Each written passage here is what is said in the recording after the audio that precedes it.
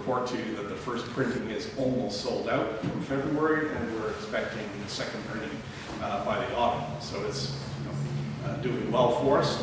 It's been taken up by libraries around the world. It's everywhere from Washington to Tel Aviv to Kyiv now in the libraries. So I hope it will help us reassess the modern Ukrainian nationalist movement from a different perspective.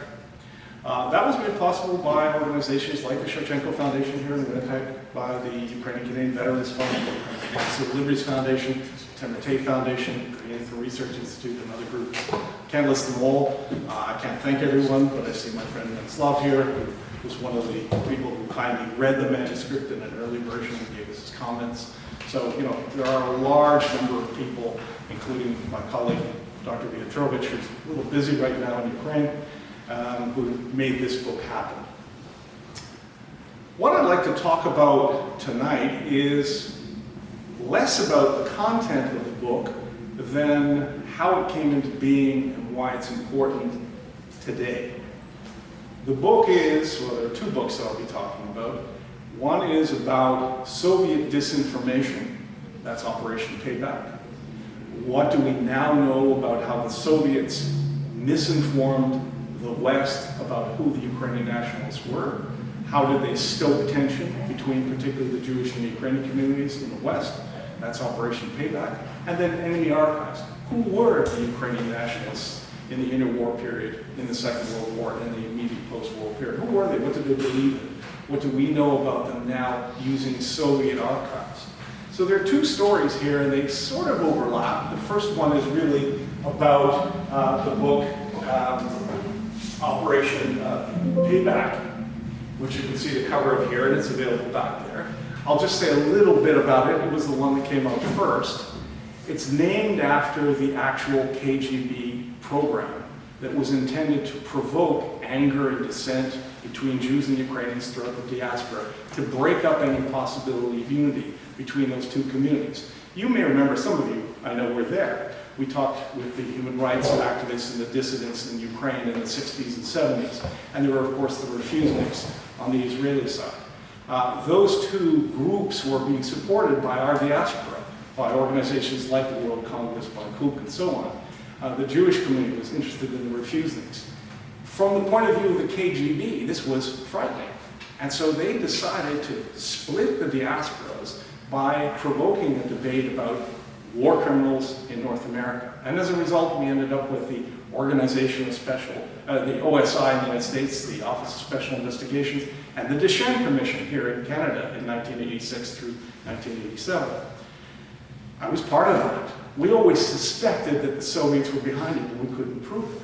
Now we can. We actually have the document that says, we're going to provoke tension between Jews and Ukrainians in the West. We're going to plant stories. This is their words. We're going to plant stories in the Toronto Star. We're going to make sure that these two communities fight about issues like the Divizia Holochina that Miroslav written about what the nationalist movement was all about in the war and so on.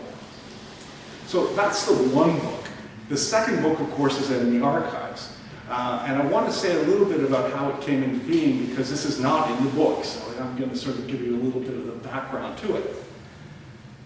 How did it come into being, Enemy Archives? So that's this next one. Enemy Archives came into being after I got a call from an archivist in Ottawa. I don't know this man. I've never met him to this day. But I got a phone call at home in Kingston, Ontario, where I live, from an archivist who said, "Are you Professor Luciuk?" I said, "Yes." He said, "Well, I know you're very active in the Ukrainian community." I said, "Thank you." He said, I won't name him. I'm an archivist here in Ottawa at the National Archives Library of Canada. Do you know what's happening in Kyiv?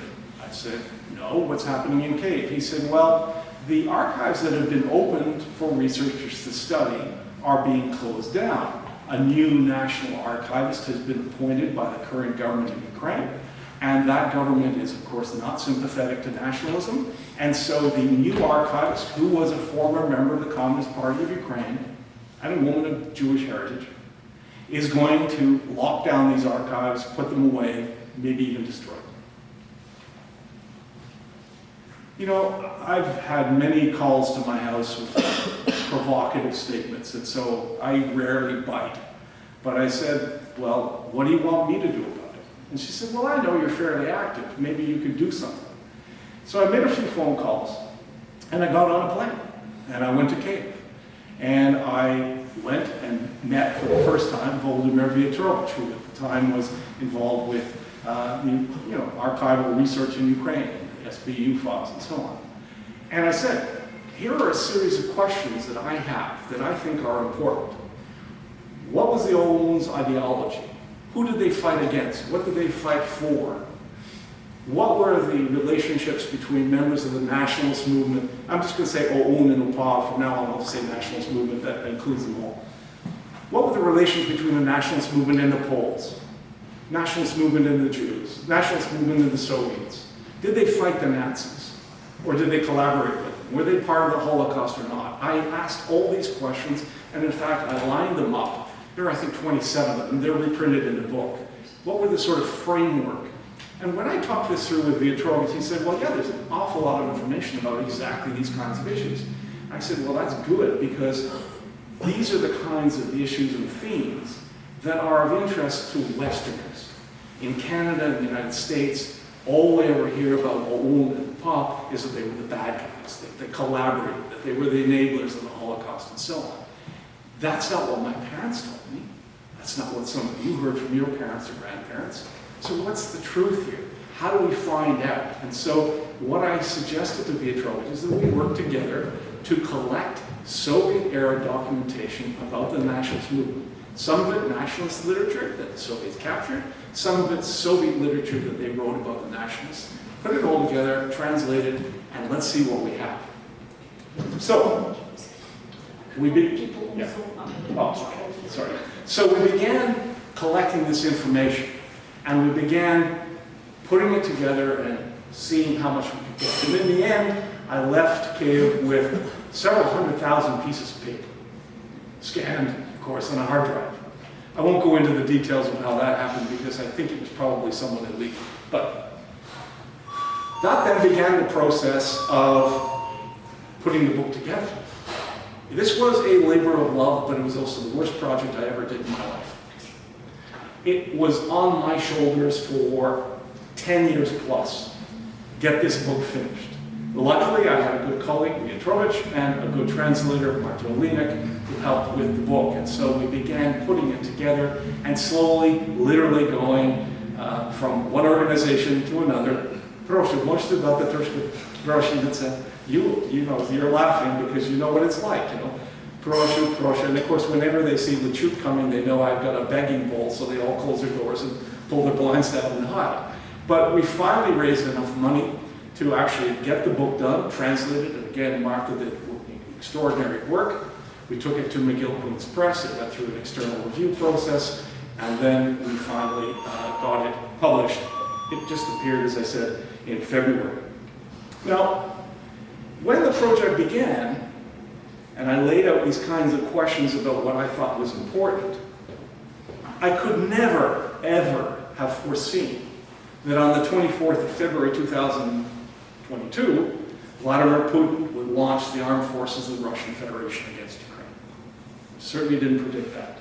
And ever since, we've had this genocidal agenda that Putin and his confederates have launched against Ukraine, attempting to erase Ukraine and Ukrainians from the maps of the world. When Putin announced his special military operation, and I think this is very important, he didn't talk about going into Ukraine to wipe out the Nazis. He didn't talk about going into Ukraine to wipe out the nationalists. He specifically said, Banderici. This is exactly what he said. Right? So what we sensed was that Soviet-era propaganda is reflected in the current agenda of the KGB man in the Kremlin, Vladimir Putin, whose father was in the NKVD and whose grandfather was a Chekist, 3 generations of war criminals and Soviet secret agents. We could never have anticipated that this disinformation about who the nationalists were would actually set the agenda for this contemporary war. Now, it really seems to be the case that Putin actually believes in this ahistorical notion that Ukrainians are some kind of little Russia that was coaxed away from, Mother Russia by the West or whatever. It's a delusional geopolitical notion, and yet he has launched a war against Ukraine and Ukrainians that has destabilized the rules-based international order. It has undermined the geopolitical order of post-Cold War era Europe. And of course has inflicted, as we all know, and I won't go into detail on this, catastrophic damage on Ukraine, both on the infrastructure and on the population. So all of that's a kind of unhappy kind of background to this, but just to give you an example of how it plays out, here is an image of the impact in Canada. Some of you may recognize that this monument is from Edmonton, the Luciuk monument at the Soom Hall. Scrawled on that, actual Nazi. So there are people in Canada who believe that Luciuk and members of the nationalist movement were Nazi war criminals, collaborators, quislings, enablers, perpetrators of the Holocaust, all those things, and will actually conduct acts of, I would say, hate directed against our community. This has happened in Winnipeg, it's happened in Toronto, I'm just using this example. Now, in this particular case, I have some good news. This happened 3 times. Eventually, Ukrainians learned to buy 24/7 red light cameras so that they can monitor these sites. And so we actually have film footage of a man dressed in blue jean jacket, blue jeans, t-shirt, so on, with a mask, going and spray painting. And a man of the same height, same body shape, wearing the same clothes minus the mask, came back the next day to take pictures. Coincidence? He's charged, and he's going to face trial. So we've got one of them. And he's a left-wing gadfly in Edmonton who, probably is behind all this all the time. So we have the effects of this in Canada. The monuments to the Divizia Halachina that have been defaced in Oakville, in Edmonton, and other places. The kinds of stories that we still see in the press that come up. But more tellingly, and this is the thing that struck me as really fascinating, we've just passed the VE Day in Europe, Victory in Europe Day, 8th of May. That's what we recognize, that's what Ukraine recognizes. But in Russia, and in the Soviet Union before that, it was the 9th of May. So this is the 9th of May of this year, just a few weeks ago. And who does Putin have beside him on his right hand of God the Father Almighty, except he's not. But there it is, a 90-year-old man by the name of Yuri Dvoikin, who was a member of the Red Army and who was actually one of the soldiers fighting against Oulin and Upa in Ukraine, in Western Ukraine. Now that's a message. That's not an accident. Okay? This is very clear what Putin was trying to say. Who are we fighting? We're fighting the nationalists in Ukraine. Nationalists who are trying to tear Ukrainians away from the Russian nib. Now, there's a silver lining in this horrible cloud of this war against Ukraine and Ukrainians, and that is the fact that obviously Putin's troops were not welcomed. They've been bluntly thwarted by the resistance Ukrainians have shown, which the world now admires. I don't think there's a person in this room that doesn't recognize that for the first time in history, your neighbors know what a Ukrainian is. Your neighbors are probably flying a Ukrainian flag. My neighbors are Scottish and they've got a Ukrainian flag. I don't have a Ukrainian flag. The world's gone upside down, but it's a good thing. I think generally now people have recognized that the settler colonial regime that the Russian Empire and then the Soviet Union imposed upon Ukraine has tried to obfuscate the distinctiveness of Ukrainians as a people, as a culture. But the outrages perpetrated by the Russian invaders, the war crimes, the ecocide, everything we've seen, has now convinced the world as never before that Ukrainians never were, are now, and never will be Russians. I don't think there's anyone with any common sense that would dispute that. It doesn't matter what your mother tongue is. It doesn't matter what your faith group is. It doesn't matter what your heritage is, or where you live in Ukraine, east, west, center, south. Ukrainians are united as never before. It's amazing. What's also evident, and this is important because of the book itself, is that the world view of the Ukrainian nationalists, not entirely, but largely, has informed, has motivated, has supported the contemporary resistance to Russian aggression. Now, neither Lubomyr nor I could have ever predicted just how much contemporary relevance our book would have. We were doing it as historians, or in my case, a political geographer. We weren't doing it thinking, well, this book is going to be very timely because Putin's going to invade. He didn't let me know. But the fact that he did this, the fact that he launched this war, that he spoke about the Bandenucci, that he spoke about eradicating this contagion from Ukraine, is remarkable. He's my age. He's 71, I'm 70. Okay? Mirror image, he's a Soviet man. I was raised by nationalists, you all know that, right? So I was raised with a worldview. He was raised with a worldview, and we're opposites. Except I'm not a billionaire. Please buy the book. I see the world differently than he does, and I understand that. I don't agree with him, obviously. We are mortal enemies and always will be. But the interesting thing is how these two things have played out in our time. And I don't think any of us could have foreseen it. And ironically, the book's relevance has been enhanced by the geopolitical fantasies of the KGB man and the Kremlin. Now, let's be clear here, and I want to underscore this point. The materials that we present, both in Operation Payback, but particularly in enemy archives, are not always necessarily sympathetic to the nationalists. Okay? I know that people are going to say, well, Viatrovich, he's, patriot, Luciuk, obviously, we know what he is. They're sugarcoating things. We're not. We're not. It's very clear to anyone who reads the book that the people who fought in the ranks of the nationalist movement, men and women, were engaged in an often brutal insurgency. And ranged up against them were the larger armies of Nazi Germany, the Soviet Union, and their client states, and various other authoritarian regimes. And that was a very uneven struggle. The Ukrainian insurgents managed to inflict noticeable losses on their opponents, but they also, as you'll find in the book in great detail, suffered significant casualties. And not everyone in the nationalist movement was able to sustain it psychologically or physically. This was a very unpleasant time to be living. It was a protracted struggle. And so as the files show, and we didn't cut anything out, there were traitors in the nationalist movement.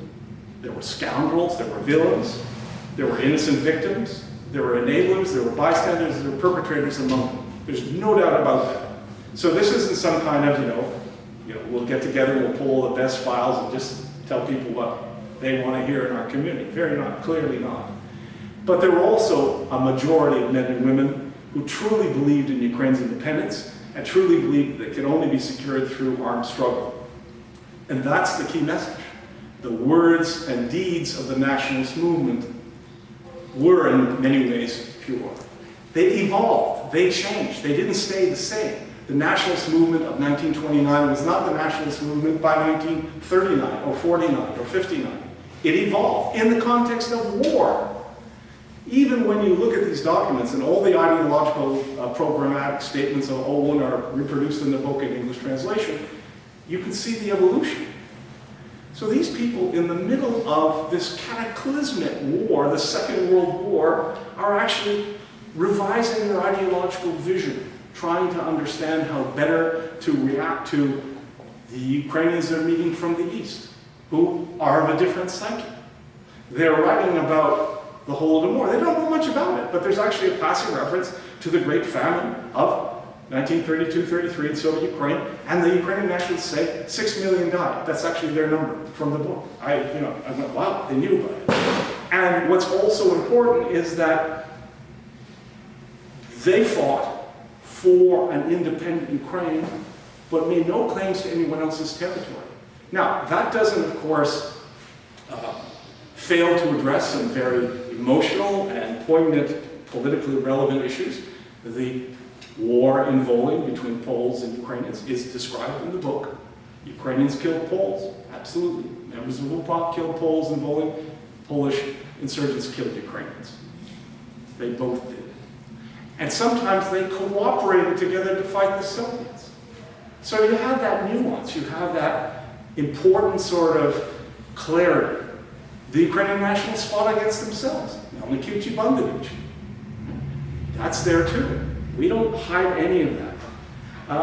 So when we think about the meaning and the legacy of the nationalist movement for the 21st century, what we see is that the men and the women who fought in the Second World War era, their remarkable resilience and their fortitude and their self-sacrifice, be it in the ranks of OUN or UPA, in fact, was passed on to the next generation.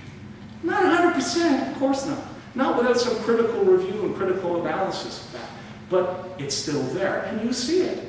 I literally, before I got in the taxi to come here, turned on the BBC and was watching, the counteroffensive unfold, and there's a squad of Ukrainian soldiers, and the flag they were unfolding is the black and red flag of the nationalist movement in one of the recaptured villages.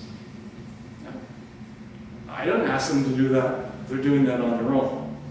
So what Lubomyr and I hope is that this collection of documents, many of which are published for the first time in the English language, will allow for a careful and reconsideration of the 20th and 21st century Ukrainian nationalist movement.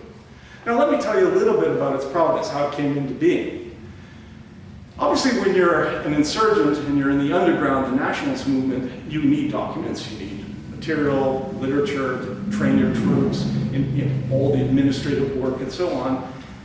And yet the nationalists discouraged accumulating stuff because, of course, if I'm the bad guy, if I'm the Soviets, and I capture your archives, I'm going to find out who supports you, how many there are, where you get your weapons from, what your ideology is. I need that information. There's that old saying, sticks and stones will break my bones, but names will never hurt me. So the Soviets, in the book, they call the Ukrainians bourgeois nationalists and fascist collaborators and so on, but the Soviet counterinsurgency operatives, agents, were professionals. I don't have to like them. But they had to know how many there are, where are they hiding, who's providing them with weapons to destroy them. That was their job, and they were professionals. They needed the information so that they could take the sticks and stones and break the bones of the OUN and UPA. It took them over a decade, but they needed the information. So they were very keen on finding as many documents, capturing as many documents as they could. And as the nationalist movement wound down the armed struggle by about 55, 56, although the last known incident of an insurgent operation was 1962. The war ends in 45, they were still fighting well into the 40s, into the 50s, and last known incident 1962. As they started to wind down after Shukevich was killed in 1950 and so on, some of them realized that we had better leave some archives. We'll better get some out to the west so that they'll be preserved by the diaspora. We better bury some here so that future generations will know who we were and what we fought for. And so they did that. Despite the risks, the OUN and UPA actually left archives, preserving them so that they would be evidence of what they attempted to do.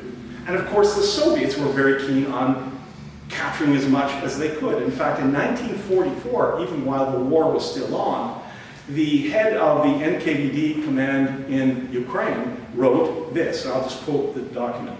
Commanders of military formations are strictly ordered to preserve all literature and correspondence issued by UPA and OUN, confiscated during the operations we are moving forward with, and to forward these documents for processing to the head of the NKVD directorate. So they were absolutely desperate from the very beginning to get as much information as they could. And so the Soviet security organs dutifully collected tens of thousands of pages.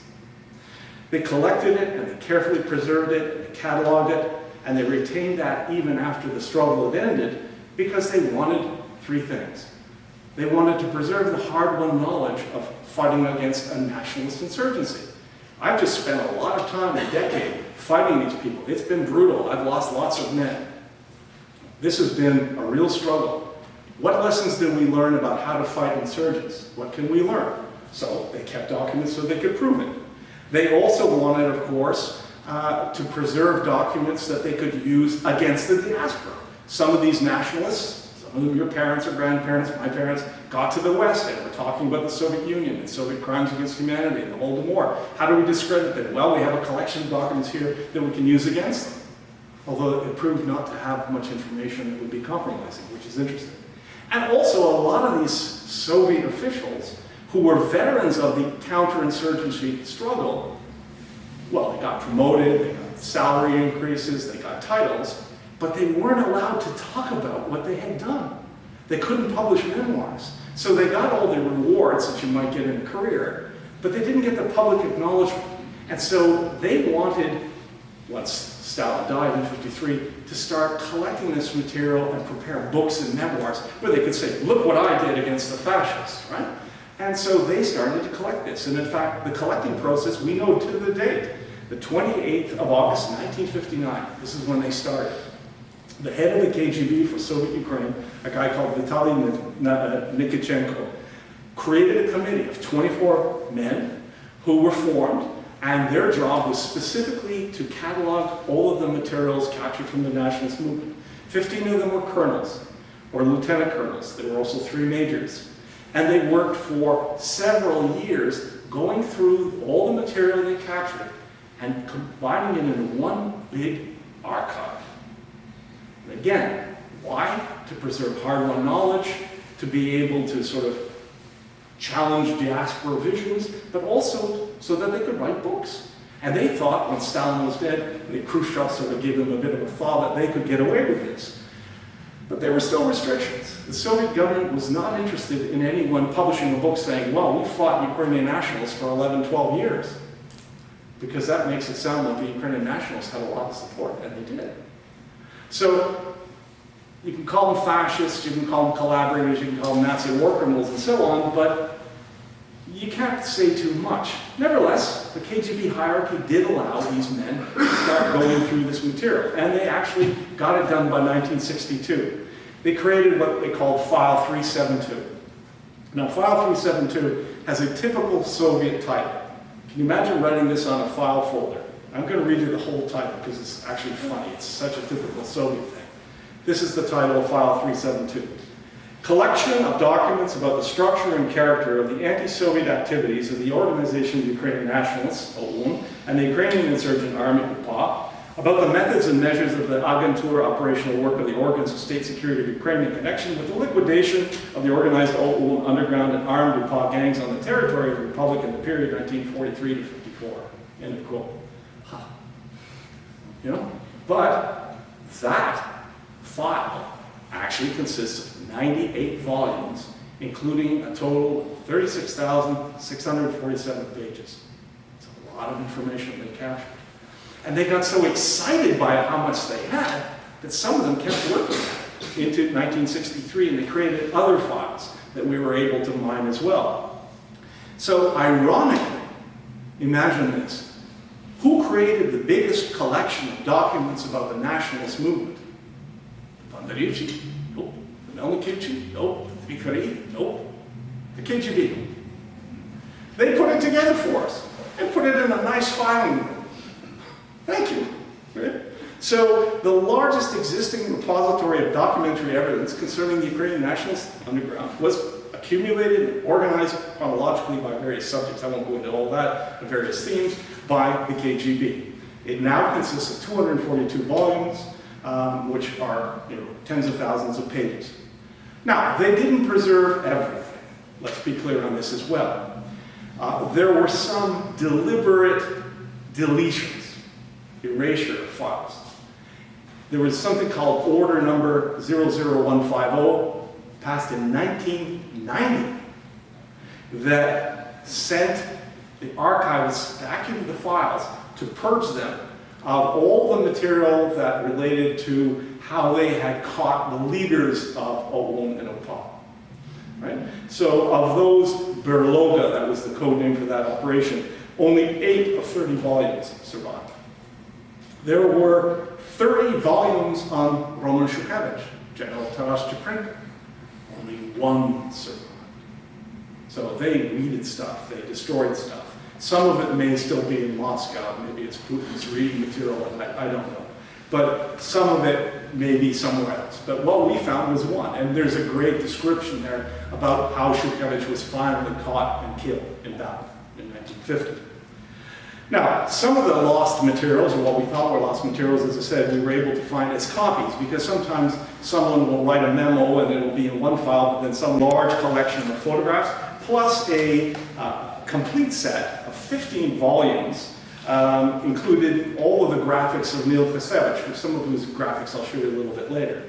So this collection is compiled in the late 50s into the 60s. Everyone is just salivating. All these veterans of the Soviet counterinsurgency forces are saying, now we can prove to everybody back home just how much we did to crush those fascists. But Khrushchev was pushed from power in '64. He is replaced by Leonid Brezhnev, and the blanket comes down again. You're not publishing any of this. So they create this archive, they put it in a room, they get all ready and excited to publish it, and then Brezhnev comes in and says, no. And they were not allowed to publish it, and it continued that way until 1991 and the collapse of the Soviet Union. So the Soviet Union collapses, and these archives then remain in Ukrainian hands in Kiev. So again, ironically, it's the KGB, the so-called self-styled Chekists, they love to call themselves Chekists, who worked very, very hard, harder than any of us in the West, to collect and catalog materials about the Ukrainian nationalist movement, which included all the evidence that we have about how they struggled to suppress it. And they put it all together, and they left a monument of archival primary source materials to their enemies. So we call it enemy archives. What better title? Who's the enemy? Who's archives? Both. And it is a documentary collection that I think will expose a lot of academics and people who are interested in this subject to the truth about the nationalist movement in the 20th century and why it informs today's struggle. Now, what I'm going to do is just go flip through some of the images that are in the book, just to give you a visual idea of the book. So there is one of the documents, the actual oath of allegiance that members of the insurgency would sign. There's an NCO doing just that. They, of course, captured schematics of various bunkers, so when you captured an UPA bunker, you might draw a sketch, how did they build these things, what did they look like, how did they hide in them, how did we destroy them? And there was evidence, of course, of the Soviets using various kinds of poisonous gases and nerve agents to knock people out in the bunkers. Pictures of men and women. Of course, women were very prominent in the insurgency, both as couriers and as clerical support people, as nurses, as fighters.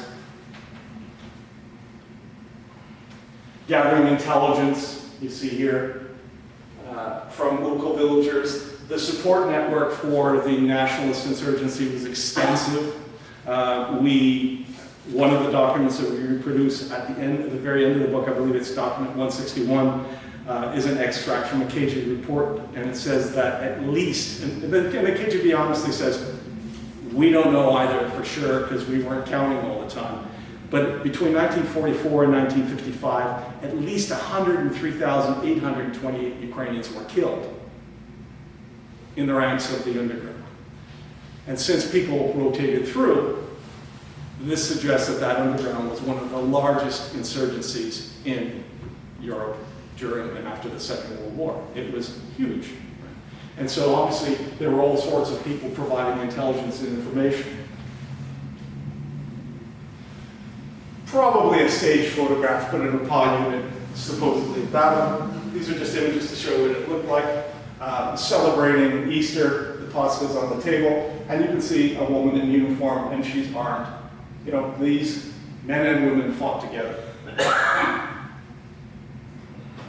And then, there were normal daily activities. One of the things that in the kind of heroic, mythopoetic descriptions we often get of UPA, the underground, and so on, everybody's a hero, they're all just wonderful people. Well, they had to shave, they had to wash, and we never hear these stories, so we were trying very hard to sort of humanize them. So here's a man and his wife, they're both in uniform, and she's helping him keep clean. Some of the women in UPA, both in clerical functions, and also as couriers, and as armed soldiers. And then here are the bad guys.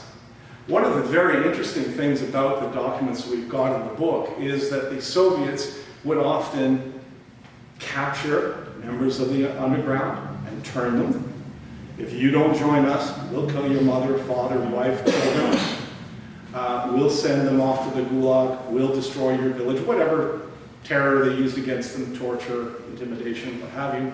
And they would turn them. So there were some members of the UPA who were caught over the underground and were turned, and they would still have their uniforms, and they'd be given guns, and they'd be sent into the villages and be told, burn the village and tell everybody you're an insurgent. Turn the villagers against the UPA. And so there were these provocateurs moving around, trying to undermine the reputation of UPA. And this was done quite frequently. And also, of course, there were Soviet Red Partisans who had been insurgents themselves against the Germans, who would be used for that kind of function as well. But they did have people who were turned. And let's, again, my father was in UPA. He never spoke about the traitors, but they were there. They were there. And they helped undermine the nationalist movement, because you need, as an insurgent, someone who's going to bring you food, someone who's going to bring you information, someone who's going to hide you if you're fleeing from the enemy.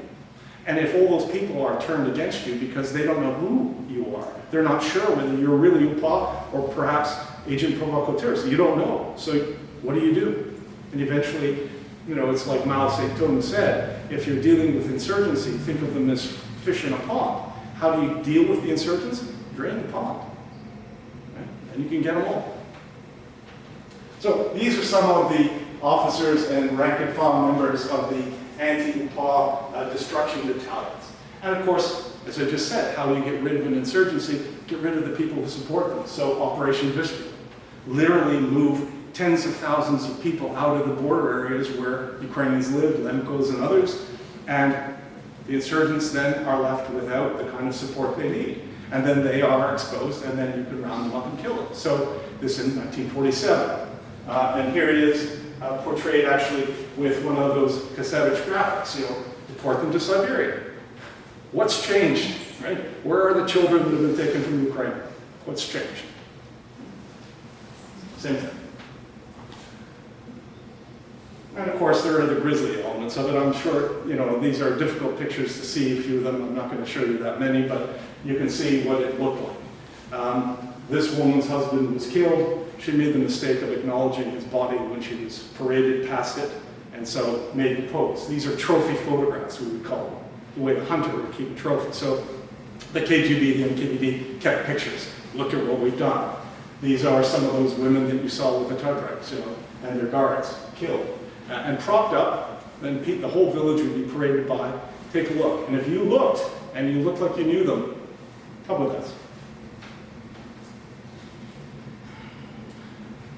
This is the actual house where Shukevich fought his last battle and where he was killed. That's the trophy photograph they took of him. That's the last photograph. And of course, the general who replaced him was Koval, who was eventually captured by the Soviets and imprisoned and survived. He managed to survive the war. But this is sort of the beginnings of the end of UPA as a large armed resistance, 1950. Again, as I say, it continues into 1962, perhaps even longer. But the main leadership was either caught, killed, or left for the West. Some of the graphics, of course, that I've mentioned. I think you've all seen these before. There's a whole series of these that were preserved by the Soviets as examples of insurgent art. And you can see the sort of slogans that they stood for, freedom of the nations. It's not just about Ukraine, it's the USSR is the prison of the nations. So we have to free the Latvians, the Lithuanians, Estonians, the Azerbaijanis, the Georgians, and all the others, as well as Ukraine. Freedom for the nations, freedom for people. So when we talk, we use that World War I slogan, Slava Ukraini, Heroyam Slava. This was also the slogan in World War II, and of course it's the slogan now. And so what do we have when we come forward to our time? Same thing. You've just all seen this image of this man being executed by his Russian captors. Why? Because he dared, in the last moments of his life, to take a puff on a cigarette and then say Slava Ukraini. So the ideals, the inspiration for much of what we see happening today in Ukraine comes from two things. One, from the what the men and women of the Second World War did, and also from the simple fact that there has been an independent Ukraine in Europe since 1991, and there's a whole new generation that has rethought who they are as Ukrainians in Europe, and is now fighting for Ukraine's freedom. So, in a nutshell, that's what the two books are about. There are some fascinating things that I think you will find quite interesting. German documents about, listing the people they shot for being members of OUN and UPA, men and women, and children. One document, number 72, an UPA battalion commander who locally reached an agreement with the Germans, saying, we won't fight you, you don't fight us, because our enemy is the Soviet Union, we'll fight together, not together, but, we won't bother you, don't bother us. For that, because he acted in contrary to UPA orders, he was actually court-martialed and executed by UPA. His own people shot him for collaborating with the Germans. In 1943, there's a fascinating document that the Germans distributed throughout Ternopil region. And what they distributed was a leaflet saying, the Ukrainian insurgents are agents of Moscow. The Ukrainian insurgents are acting on behalf, and they say this, of Stalin's Jewish secret policemen. So the Germans are saying, we're killing UPA in the underground because they're working for Moscow. And meanwhile, Moscow is saying the Ukrainians are working for Nazi Germany. You can't have it both ways. There is a very interesting appeal to the Jewish citizens of Ukraine, drafted in 1950, that sort of sets out the sort of nationalist philosophy of, how do we relate to our Jewish fellow citizens? There's information, of course, about some small number of Jews who worked in the medical services and helped support UPA. There's also a lot of information on the special groups that the NKVD used to, again, provoke reprisals and to try to limit support for UPA, and of course the Spets group forces, the Agentur network, and so on, and this large final document that literally lists by province, oblast, how many people were killed in each region of Ukraine. And when you see all that, you realize that this was a significant, protracted, and remarkably resilient insurgency that laid the grounds, if you like, ideologically, for what has come in our time. So I hope that gives you a sense of Enemy Archives as a book, Operation Payback, and what it did. I'd be very happy to answer any questions you may have. Chuck.